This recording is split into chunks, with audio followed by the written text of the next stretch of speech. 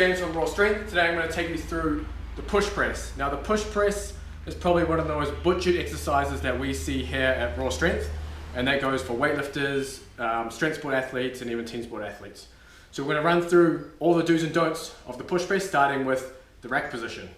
Now for me and a lot of other people that have okay-ish mobility, we won't be able to hold the bar in our hands like my wife Mona can do, as you'll see in this video now.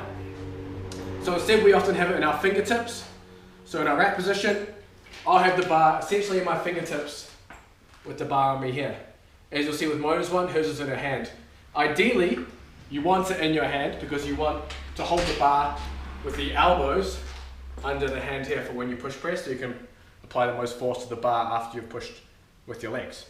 Now, those of you who are doing the push press, say with an axle like a fat bar or other implements, you're not going to be able to hold it in a front rack position on your fingers or anything like that. You end up just holding it in your hands like you would a normal bar, and that's okay for that purpose.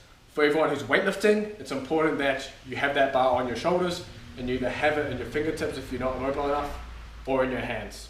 So this is the most butchered part of the push press that we see now. So the front rack we've covered. Now I'm going to go over the dip. Now, the most common mistakes we see in the dip are either dipping back or dipping forward instead of dipping straight down. So the first thing I'll show you what a good dip should look like, what it covers just without the bar. So when we dip, we should have our weight on our heels and our tailbone should go straight down to the floor. So it should look like this, straight down to the floor. What we often see is either people break with the hips on the dip, so they end up doing this like they're going to squat, or they dip forward with their knees onto their toes like this.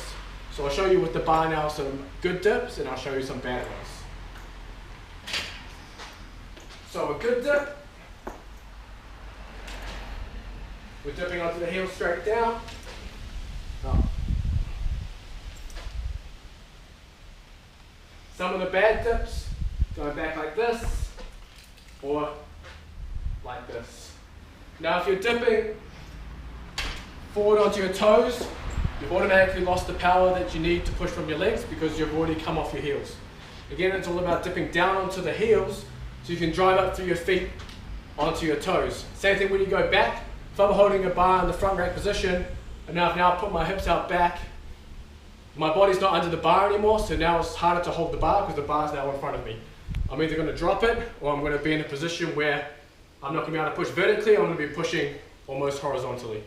The next mistake we see is not pushing through the legs through the whole lift and continuing to push with the arms. Now a lot of people you'll see when they fail the push press, they'll fail it in this position here just by their forehead. So they've done the work with their legs, they've done a good dip, they've done a good drive, and instead of continuing to push with their arms, they've left the bar here. So what we need to do is when we're in our position to push, we need to continue pushing with our arms even after our dip and drive. So we dip, drive, and we continue pushing. If we don't continue pushing, it ends up like this. Again, if we don't continue pushing with the arms, we get stuck here.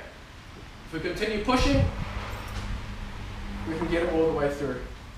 And then finally, with our last mistake, it's often people not finishing the push press properly. So you'll see in a lot of gyms when people do push press, they'll push press and the bar will end up out in front here.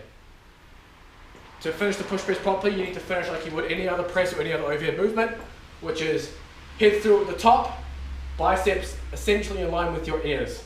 So again, a bad one, finishing in front. You don't want to do this. Finish in line, head through. Now if you go into the description down below, we've actually got an email course for you that's free, and it's going to have 16 exercises that can help fix your snatch and clean and jerk. This push press is actually one of them. So there's 15 more for you to go through, all free. Sign up in the description.